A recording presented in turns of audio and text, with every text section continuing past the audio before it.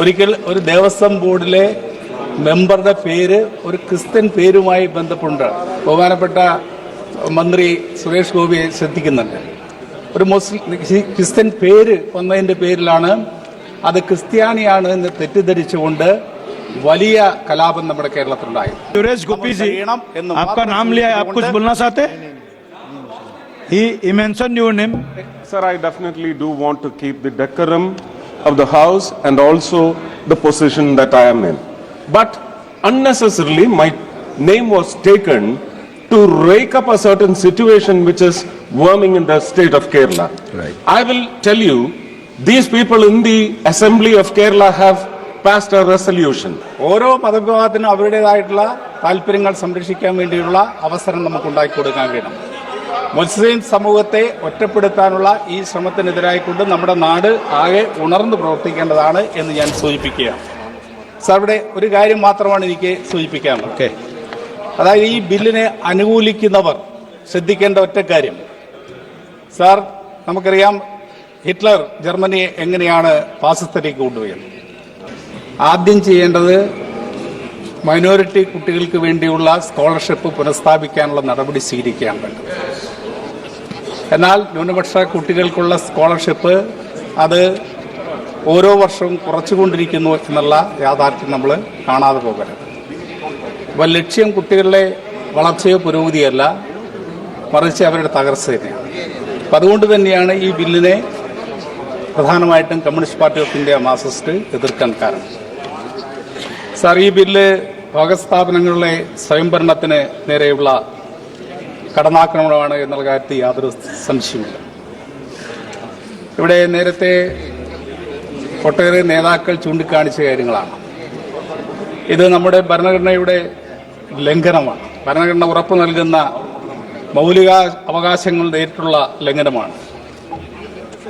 ഭഗത് സ്വത്തുക്കളുടെ നിയന്ത്രണം കേന്ദ്രീകരിക്കാനും മുസ്ലിം സമൂഹത്തിന്റെ അവകാശങ്ങളെ ദുർബലപ്പെടുത്താനും മതപരമായ കാര്യങ്ങളിൽ സർക്കാർ അതിക്രമിച്ച് കടക്കുന്നതിന്റെ അപകടകരമായ കീഴ്വഴക്കം സൃഷ്ടിക്കാനും ഈ ബിൽ ഉദ്ദേശിക്കുന്നു. സർ, എല്ലാ മതവിഭാഗങ്ങൾക്കും സ്വന്തം കാര്യങ്ങൾ കൈകാര്യം ചെയ്യാനുള്ള അവകാശം ഉറപ്പു നൽകുന്ന ഭരണഘടനയുടെ ആർട്ടിക്കിൾ 26 ഇവിടെ അത് ലംഘിക്കപ്പെടുകയാണ്. സർ, മുസ്ലിം സമൂഹത്തിന് അവരുടെ മതപരമായിട്ടുള്ള കാര്യങ്ങൾ നിർവഹിക്കുന്നതിനുള്ള അവകാശമുണ്ടാകും. അത് നിഷേധിക്കുന്ന സമീപനം സ്വീകരിക്കാൻ പാടില്ല. എന്തുകൊണ്ടാണ് ഈ സമീപനം സ്വീകരിക്കുന്നതെന്ന് നാം പരിശോധിക്കേണ്ടതാണ്. വഖഫ് ബോർഡുകളിലെ അമുസ്ലിമുകളെ ഉൾപ്പെടുത്തുന്നത് മുസ്ലിം സമൂഹത്തിന്റെ മതപരമായ സ്വയംഭരണത്തിലുള്ള നേരിട്ടുള്ള കടന്നാക്രമണമാണ്. സാർ, ഇത് മറ്റ് സമൂഹത്തോട് അല്ലെങ്കിൽ മറ്റ് മതങ്ങളോട് ഈ സമീപനം സ്വീകരിക്കാൻ തയ്യാറാകും. Sir, I just start. Please give me. Sir, ഞാനൊരു ഒറ്റ കാര്യം സൂചിപ്പിക്കുകയാണ്. സർ, കേരളത്തിൽ ദേവസ്വം ബോർഡുകളുണ്ട്. ഒരിക്കൽ ഒരു ദേവസ്വം ബോർഡിലെ മെമ്പറുടെ പേര് ഒരു ക്രിസ്ത്യൻ പേരുമായി ബന്ധപ്പെട്ട് ബഹുമാനപ്പെട്ട മന്ത്രി സുരേഷ് ഗോപിയെ ശ്രദ്ധിക്കുന്നുണ്ട്. ഒരു ക്രിസ്ത്യൻ പേര് വന്നതിന്റെ പേരിലാണ് അത് ക്രിസ്ത്യാനിയാണ് എന്ന് തെറ്റിദ്ധരിച്ചുകൊണ്ട് വലിയ കലാപം നമ്മുടെ കേരളത്തിലുണ്ടായി. അതായത് ഹിന്ദു ദേവസ്വം ബോർഡിലേക്ക് 1987 ഹിന്ദു ക്ഷേത്രം ഹിന്ദുക്കൾക്ക് വിട്ടുകൊടുക്കണം എന്ന് പറഞ്ഞുകൊണ്ടുള്ള വലിയ സമരം അന്നാണ് അവിടെ നടത്തിയത്. സർ,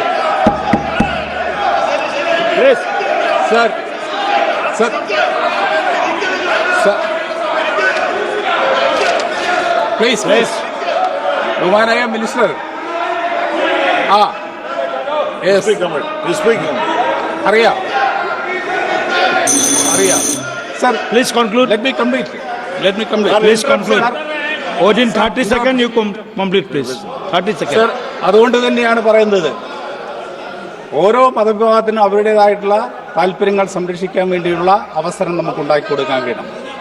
മുസ്ലിം സമൂഹത്തെ ഒറ്റപ്പെടുത്താനുള്ള ഈ ശ്രമത്തിനെതിരായിക്കൊണ്ട് നമ്മുടെ നാട് ആകെ ഉണർന്നു പ്രവർത്തിക്കേണ്ടതാണ് എന്ന് ഞാൻ സൂചിപ്പിക്കുകയാണ്. സാർ ഇവിടെ ഒരു കാര്യം മാത്രമാണ് എനിക്ക് സൂചിപ്പിക്കാനുള്ളത്. Okay. അതായത് ഈ ബില്ലിനെ അനുകൂലിക്കുന്നവർ ശ്രദ്ധിക്കേണ്ട ഒറ്റ കാര്യം, സാർ നമുക്കറിയാം ഹിറ്റ്ലർ ജർമ്മനിയെ എങ്ങനെയാണ് ഫാസിസത്തിലേക്ക് കൊണ്ടുപോയത്. അന്ന് ആ ഹിറ്റ്ലറുടെ ഫാസിസത്തെ സപ്പോർട്ട് ചെയ്തിരുന്ന ഒരു കവി മാർട്ടിൻ ലിയോൺ മുള്ളർ എന്ന് പറയുന്ന ആ കവി പിന്നീട് പറയുകയുണ്ടായി. എന്താണ് പറഞ്ഞത്? അദ്ദേഹത്തിന് വിലാപകാവ്യമാണ്. അദ്ദേഹം പറഞ്ഞു, അവർ ആദ്യം വന്നത് കമ്മ്യൂണിസ്റ്റുകാരെ തെരഞ്ഞാണ്.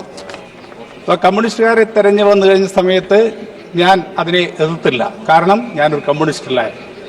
രണ്ടാമത് അവർ വന്നത് സോഷ്യലിസ്റ്റുകളെ അന്വേഷിച്ചാണ്. സോഷ്യലിസ്റ്റുകളെ അന്വേഷിച്ചാണ് വന്നത്. അപ്പോഴും ഞാൻ പ്രതികരിച്ചില്ല, കാരണം ഞാനൊരു സോഷ്യലിസ്റ്റല്ലായിരുന്നു. പിന്നീട് അവർ വന്നത് ട്രേഡ് യൂണിയൻ നേതാക്കളെ അന്വേഷിച്ചാണ് വന്നത്. അപ്പോഴും ഞാൻ പ്രതികരിച്ചില്ല, കാരണം ഞാനൊരു ട്രേഡ് യൂണിയനിസ്റ്റല്ല. പിന്നീട് അവർ അന്വേഷിച്ച് വന്നത് ജൂതന്മാരെ അന്വേഷിച്ചാണ്. അപ്പോഴും ഞാൻ പ്രതികരിച്ചില്ല, കാരണം ഞാനൊരു ജൂതനായിരുന്നില്ല. എന്നാൽ അവസാനം അവർ വന്നത് എൻ്റെ അടുത്തേക്കാണ്, എന്നെ അന്വേഷിച്ചാണ് വന്നത്. അപ്പോഴേക്കും എനിക്ക് വേണ്ടി പറയാൻ ആരും ഉണ്ടായിരുന്നില്ല എന്ന് അദ്ദേഹം പറയുകയുണ്ടായി. അതുപോലെ തന്നെയാണ് ഈ ബില്ലിനെ അനുകൂലിക്കുന്നവർക്ക് ഭാവിയില്ലാത്ത അവസ്ഥ ഉണ്ടാകാതിരിക്കാൻ सुरेश गोपी जी, आपका नाम लिया है, आप कुछ बोलना चाहते हैं? He mentioned your name. Sir, I definitely do want to keep the decorum of the house and also the position that I am in. But unnecessarily my name was taken to rake up a certain situation which is worming in the state of Kerala. Right. I will tell you, these people in the Assembly of Kerala have passed a resolution. Tomorrow, after the Rajya Sabha decision, that resolution is going to be drowned in the Arabian Sea. You just wait for this episode. It is happening. The people of Kerala. Okay. Sir, Thank you. I cannot yield. I cannot. I will not yield. I Thank will you. not yield. Thank you. No. Please. No. Honorable member Sri K.C. Venugopal ji. K.C. Venugopal ji, please. Please. Please. Please be seated. Honorable member, please be seated. Please, please. Gopi ji, please. Please. Gopi ji, please. Please be seated. Asaduddin, please. Please. Please, please.